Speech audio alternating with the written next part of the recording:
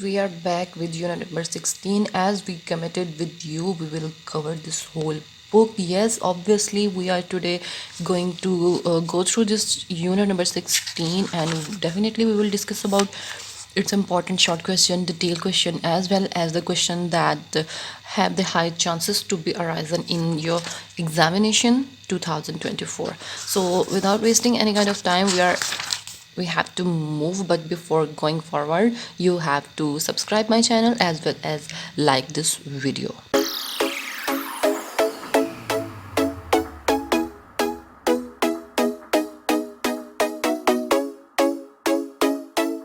खुश आमदीद कहते हैं आपको अपने चैनल विजडम इनसाइड आउट में।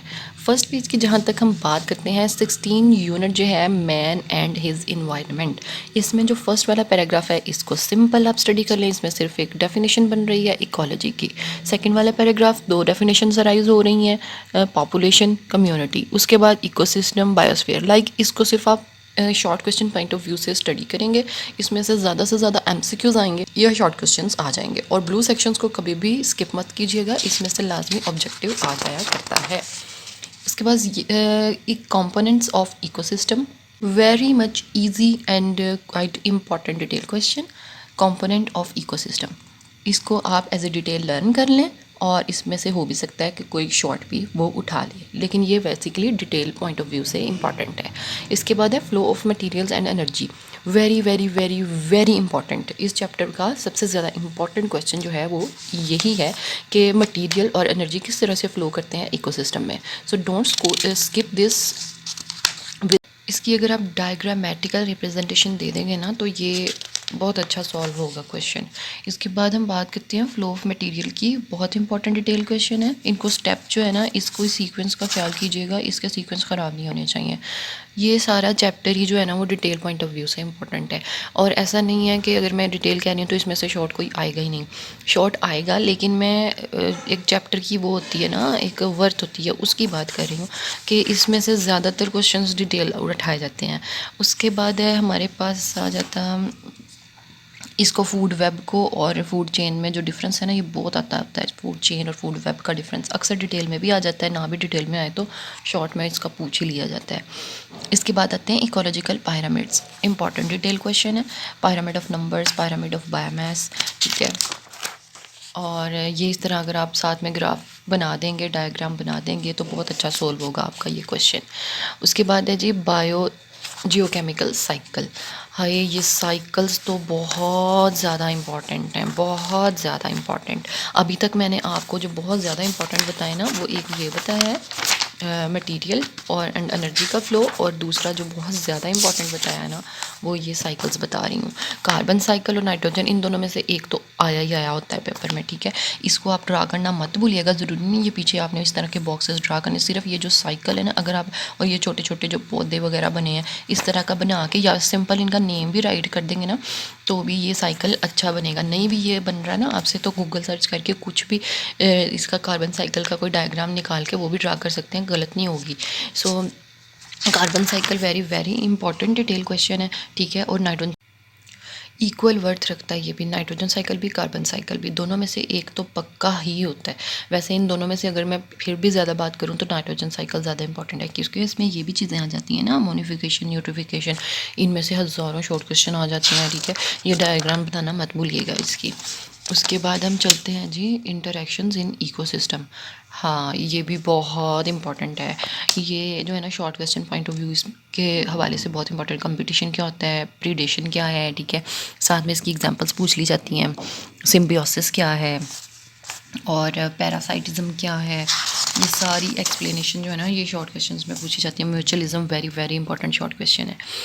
और इधर कमेंशलिज्म ये भी, और ये ब्लू बॉक्स, ये सारा short question point of view से बहुत इंपॉर्टेंट है विद एग्जांपल्स, ठीक है। हो भी सकता है, वेरी फ्यू चांसेस हैं कि वो डिटेल में ये पूछ ले, लेकिन ऐसे नहीं, वैसे नहीं आता ये, ठीक है। लेकिन आप लोग ना इसको short question point of view से अच्छे तरीके से याद कर लें। अगर आ भी गया ना डिटेल तो ये आपको वैसे ही आती होगी। एक म्यूचुअलिज्म है, एक कमेंशलिज्म है, ठीक है, एक ये है सिम्बियोसिस है, तो मेरे ख्याल से राइट करना इतना मुश्किल नहीं होगा। उसके बाद है हम बात करते हैं जी इसकी, ब्लू बॉक्स हो गया, ये वाला page, ecosystem balance, and human impact. हाँ, ये भी अच्छा है। ग्लोबल वार्मिंग जो है ना, ये बहुत ये मैं कह सकती हूँ कि ना इम्पॉर्टेंट है, ठीक है ना। जिस तरह एक होता है ना कि अगर पेपर वो जो बनाने वाला है उसने पूरा चैप्टर में से जो इम्पोर्टेंट क्वेश्चन है उसको स्किप कर दिया है और वो थ्योरेटिकल ज़्यादा देना चाह रहा है, तो फिर इस तरह के क्वेश्चन राइज हो जाते होते हैं। ग्लोबल वार्मिंग जो है इस पे भी क्वेश्चन अक्सर आ जाता है, ठीक है। इसमें ये सारा है ग्रीन हाउस क्या होता है, ये जो पैराग्राफ है ना, एसिड रेन और ये डिफॉरेस्टेशन, ये ना अक्सर ऐसे होता है कि डिटेल क्वेश्चन में जब पार्ट दिए जाते हैं ना, पार्ट ए पार्ट बी इस तरह के पार्ट्स में आ जाता है, लेकिन बजाते खुद डिटेल नहीं आता वैसे, और शॉर्ट क्वेश्चन में आने के भी इसके चांसेस होते हैं। सो जी ये बहुत इंपॉर्टेंट चैप्टर था, बहुत बहुत ज़्यादा इंपॉर्टेंट इसमें से चीज़ें आई हैं सामने।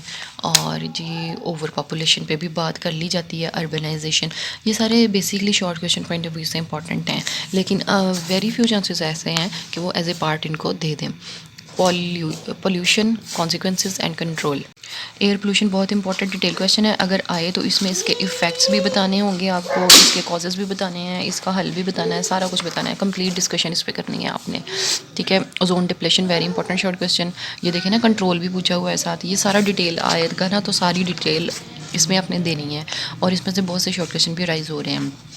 वाटर पोल्यूशन, ये सारी जितनी भी पोल्यूशन की टाइप्स हैं इनमें से कोई एक पोल्यूशन की टाइप पे तो बात करने को दे ही दी जाती है, या एयर पोल्यूशन हो जाती है या वाटर, इस तरह की कोई एक काइंड ले ली जाती है और उस पर डिटेल क्वेश्चन आ जाता है। इफ़ेक्ट्स ऑफ वाटर पोल्यूशन, ये वाटर पोल्यूशन ही चल रहा है अभी तक, ठीक है। ये उतना ही इंपॉर्टेंट है जितना एयर पोल्यूशन है, इक्वल चांसेस हैं दोनों के। लैंड पोल्यूशन भी, जितनी मैंने बताया ना, जितनी भी पोल्यूशन की टाइप्स है इनमें से कोई एक उसने उठा लेनी है और उस पर डिटेल क्वेश्चन आपको दे देना है अगर दिया तो। उसके बाद है कंजर्वेशन ऑफ नेचर, हाई, ये भी बहुत इंपॉर्टेंट है, बहुत इंपॉर्टेंट है detail question point of view से। ये सारा चैप्टर ही मैंने आपको शुरू में भी बता दिया था कि सारा यूनिट ही डिटेल पॉइंट ऑफ व्यू से इंपॉर्टेंट है। इसके बाद है जी plans for the conservation of nature, ये भी, लेकिन बाकियों के कंपैरिजन में मैं इसको फिर भी लीस्ट इंपॉर्टेंट ही कहूँगी। और ये डेंगू वाला, ये तो स्पेशल करवाया जाता है ना, अब हमारे यहाँ में तो ये नहीं था, लेकिन ये with in a few year इसको बहुत ज़्यादा इंपॉर्टेंस दी जा रही है, क्योंकि इसमें से MCQs आ रहे हैं, तो इसको MCQs पॉइंट ऑफ व्यू से लर्न कर लीजिएगा।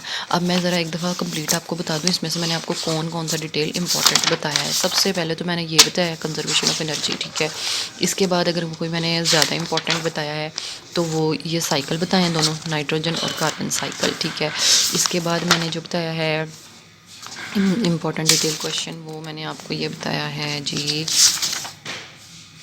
कोई भी एक जो है ना वो पोल्यूशन की टाइप बताई है एज ए डिटेल, कि एयर या वाटर या लैंड, इनमें से कोई भी एक टाइप आ सकती है। और उसके बाद जी कंजर्वेशन ऑफ नेचर बताया है, ये ज़्यादा इंपॉर्टेंट है, ये मैंने इंपॉर्टेंट डिटेल बताए हैं।